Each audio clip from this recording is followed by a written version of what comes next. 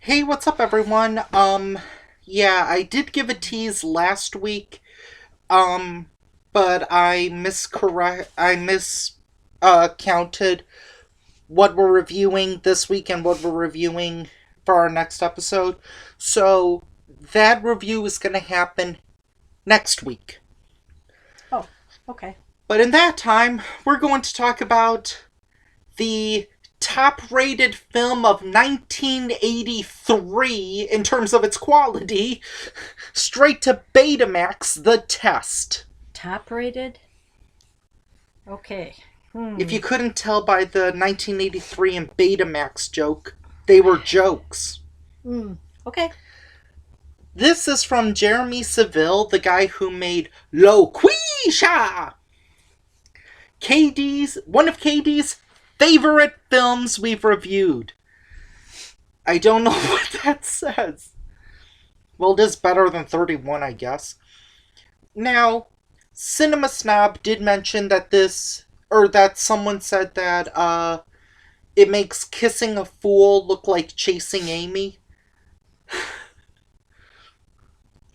Okay, what do you think of this movie? I thought it was boring. I thought he went too far and he should have stopped while he was ahead. I won't tell you the ending. It's free on Amazon Prime, that's where we saw it, and, it's also apparently sponsored by Apple and Oh. Chase. Oh. I thought there was something else besides Apple and Chase. Midas or something. Oh, yeah, there was some, like, What his father said to him. If you want a guarantee, go to Midas. trust the Midas touch, I guess. This movie came out in 2012 and it was filmed in San Diego. However, I really think it was set in San Francisco because I think they mentioned San Quentin. Plus, in one of the establishing shots, besides the four or five times they fade or cut to black, 4 or 5, that was all. I was a little distracted watching this. They showed like a nighttime shot, and they showed like a a suspension bridge.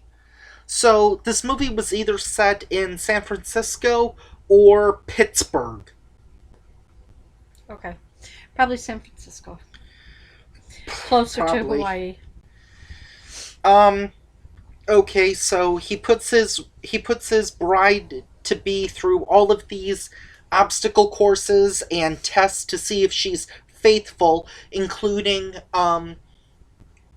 the first one where this hunky, wealthy, 20,000 square foot apartment having, and he also has another one in Saint Lucia. St. Croix. No, it was Oh, Saint Lucia, I think. St. Lucia, right off Saint of Lucia. Okay, St. Martin. somewhere in the Caribbean. I don't know how you say it, folks. Um, and she passed, I guess, even though she forgot his name, which I forgot both of these characters' names at points. Julia. Nathan. I thought her name was Julie. Julia. I think. And I swear that there was a joke where he said her name was Juliet. Like Romeo and Juliet. Which I was like, oh geez, now I know how he came up with the name. Uh he apparently passed, and there's a little bit of foreshadowing for Loquisha because he said he heard something on a Radio program. radio talk show. Yep. And I was like, you lied with Loquisha! Okay, that's enough of Lucretia. Please. I've had enough of him, her. Anyway.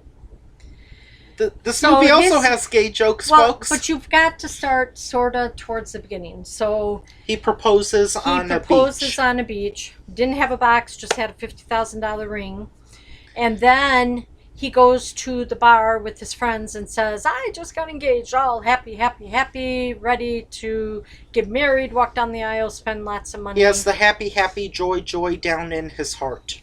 And then they were. No, one of them says, like, hey, How Go do you out know two of she's them. how do you know she's faithful? How do you know she won't leave you? True. And that's how this all starts. Then what's the second one? The second one is if they don't if she's marrying him for his money or Because he loses his because job. of him. So he sets it up to where he loses his job, and then his friend calls the owner of the book publishing company, who's a frat brother, which scares me a little bit. And she loses her job. So they're going to be poor and homeless. But And she's maybe, talking like this. maybe they can stow away on a ship or a plane and make it to Hawaii and live on the beach. Yeah, I looked away a little bit at this point, and I was like, was that what she was watching? Because she's saying, like, there's this, I saw this movie. And this woman, she looks like a cross between Judd Apatow's wife, Leslie Mann, and the stand-up comedian, Megan Gailey. Ooh. Yeah, I showed you her picture, Yeah. and you were like, well, Yeah, kinda. kind of. Um, she passes that one, and then there's then the third one about a bullet test. Oh my God, yeah. Somebody breaks into You their forgot apartment. this? No. Somebody breaks into their apartment, wants to know where the safe is, and he's pointing the gun at her, and he's like, no, point it to shoot me instead. And then he's like hoping that she will say, no, shoot me. He wanted her to say that his life was just as important as hers. To an effect. The only And person, then he was like, "Oh, I'm going to shoot both of you." And they look at each other, and he's like, "Okay, the safe is in the den." He kept saying there was no safe, no safe, no safe. I'm gonna be honest with you. The only thing that this guy that is putting these tests through should be engaged to is a poisonous cactus. Not a poisonous. Yes. Just a cactus that No, I don't want any Needs- happiness. needs care and. And then stuff. after that, where he was like, "Okay, I'll give her 3.5 out of 4." Which, by the way, they're supposed to keep this in secrecy, and yet they go to a bar. So that's another one of this writer, director, producer, and stars tropes: scenes at a bar. Because Yes. there was also a scene in Loquisha. It might even have been the same bar for all I know. And there's just some woman who passes by, like, and then in the next scene, completely gone. That was a bad she was example. at the bar with another guy. I was thinking like that bar was She private. like looked at him like, "Test? What are you doing?" And this guy, what was he? He's like an investment banker or something. Stockbroker. You'd think he'd be a little bit smarter, but, like, he's an idiot in this movie, and, like, I asked you a couple of times, like, would you even want to still hang out with this guy at this point? No. And, of course, then they do a 2-for-1 test at the end. Where he... Well, you did the coma. No, that's part of the last 2-for-1. The coma one, where he looks like he's in a coma, which, here's the thing, doesn't this guy has a job. How much time is he taking off? He previously took an entire week to pretend to be unemployed for embezzlement. Pretend to have the flu. Well, he does lose his job. Whoops, maybe I shouldn't have said that. How about we continue in this movie in continuity? Then, at this point, his friend who plays the doctor says, like, "Dude, why don't you just be insane because it works for you?" He needs new friends. Or a therapist. He needs something. But, he then acts... What is the term? Amnesia? With what, the coma? No, afterwards, where he's like, "Who are you? Who am I? Where am I?" And then it was something to where he didn't even necessarily have motor functions anymore or something. Yeah. He was just kind of like Dazed. He was like brain dead or something, maybe? Well, after like this really strong monologue performance where this woman, she's not the greatest actress on the planet, but by golly, she's giving it all she has. Um, I've never seen her in anything. I even had to look her up. I'm like, no, I've never seen Young and the Restless or General Hospital or. Oh, she was in those? Apparently, Okay. I don't watch daytime dramas. No offense. No offense taken. So, what else happens after? Okay, so then when he sees her being like, just after this monologue of Distraught. breaking down, he's like, "Oh, why am I here? Oh, I must have been sleepwalking." Why are we at the dinner table? Like, what? I feel like Amber Ruffin. I'm like, what? I'll show you it later. Anyway, so then, and there was a point, you said that, this movie should have been over before at this point. Yeah. Like, around the gun thing, that's when it should have, like, stopped. Right. But then this movie has to continue for, like, another half hour, and even though this movie is 89 minutes, it seemed a lot longer. Yeah. So it's at the wedding, and of course it gets revealed, and that's when. Well, Ken was talking to her boss. Okay. She was in the bathroom. I forgot one of the characters' name was Ken. See, he was the black guy, right? Mm-hmm. Yeah. So then he says, well, I guess everyone can leave. And this is where we meet the one scene of his father who is. When I saw this scene, I was like, wait, this character is Jewish? He didn't have the Jewish hat on. No, but he was like saying schmuck and putz. Aren't those Jewish terms? I don't know. And he also sounded Jewish. Yeah, well, that'll get this video reported. He sounded like what's the guy's name? I don't. Okay. So let's kind of wrap it up. No. Pat Cooper from he was like, "Yo, Schmutz, yo, Savannah, he was like Gumby. Okay. And he was fired. His parents disowned him. And okay, you know what? Let's just review the entire movie. At the end. At the end, and here's at the end of this movie. I'm skipping ahead, but here's what I love. In the credits, it lists his character's mother. And I was like, did she have a line in this movie? No, but she had an appearance. She was at the wedding. And it was like, what? Okay. So, then at this point, 6 months pass. It doesn't even feel like 2 months pass. I think it was 7. I think the No. She said 6, but I think she said 7. This movie can't even get its script correct. And it was like in the Trump prophecy where it's like 6 months pass. It doesn't even feel like 6 weeks pass.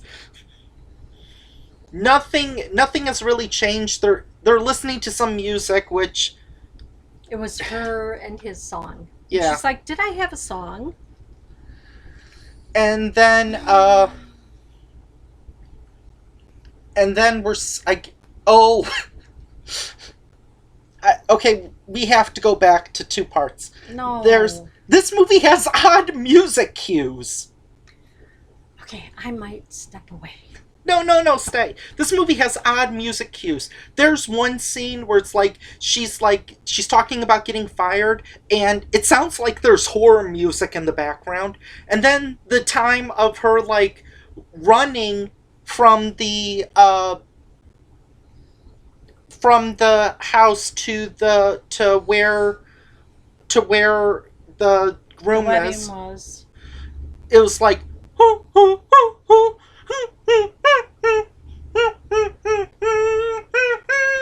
it was like violin torture music as she was running in slow motion. And I was like, wait, what? Okay, so then she calls the actor who said, yeah. She didn't call the actor, her friend did. Her friend Fran. You could tell it was Boston, not San Francisco. I thought that was a New Jersey or a New Jersey accent. I kept trying to be where is this movie taking place? Because Loquisha was filmed in LA, but it was set in Detroit. Okay. With horseback riding and palm trees. Okay, come on. So... You're giving this movie a lot more attention than what it deserved. I think Loquisha was 30 or so minutes. Fine, you talk about the rest. No, I would just like to get to the ending. Okay. So she goes out on a date with this actor. And then this movie has to continue for another 5 or 10 minutes where this guy is apparently obsessed also with suicide in his movies. He's in the middle of the street outside the restaurant, and her view... And he looks like he gets hurt. Right. And then when he sees it, he just lays down in front. He just lays down to commit suicide. By getting run over. And it's at that point where she admits that she failed the test. Right. He wanted to finally kill himself because he saw her smiling and she looked happy in the restaurant without him. So, what happens at this point? They both admit that they're crazy, and then they have a very small wedding, not $150,000 wedding. Well, it gave excluding the ring. It gave you the impression it was in Hawaii because she's always wanted to go to Hawaii. But you know what? No, she wanted a Hawaiian beach. She wanted a beach house because she always wanted to go to Hawaii. So when her and her girlfriend had talked a couple times, you could have pictured both of them as gold diggers. The way the friend was talking to her, oh, you'll be taken care of. Oh, it's only once in a lifetime. Oh, blah, blah, blah, blah, blah. Look at all this money. You like going to Europe every year. I think maybe this movie would have been a little more interesting if it kind of followed the 10 Things I Hate About... Or, no, not... The How to Lose a Guy in 10 Days method, where in addition to him testing her, she was testing him. Mm. That might have been a little more interesting. Yep. Could be. But yeah, her friend character, how you doing? Okay, maybe she wasn't that East Coast. Wow. Not that much. Philly, Boston, somewhere over there. Anyway, so then she goes out there to yell at him for laying in this road when she saw that it was him. And then they both, he said, like you said, love makes you crazy. Then they end up together. Then they're at the beach or on the cliff or whatever. You see the surfers in the background. And then you see doves and he... and they finally are married. But you're forgetting the most important part. He dedicated this movie to his wife. Right. How is this guy married? He's got a little bit of money. I guess, but... Oh. Anyway, would you watch this again, or would you say for people to watch it?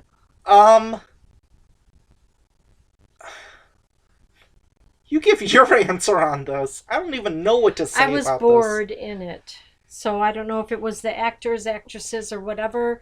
I was bored It because... was probably the writer, actor, director, star, Okay. producer. My review of this movie is... Oh, jeez.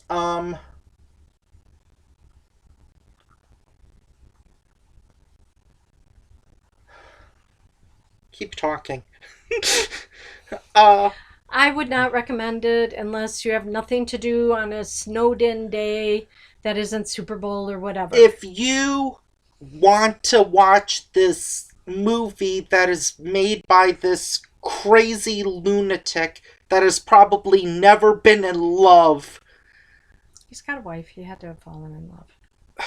But in the movie. Got it. Okay. Wrap it up, please. No, but this is like just some insane, crazy movie. It's not as insane as Loquisha, but I would say it's maybe more politically correct and more mainstream.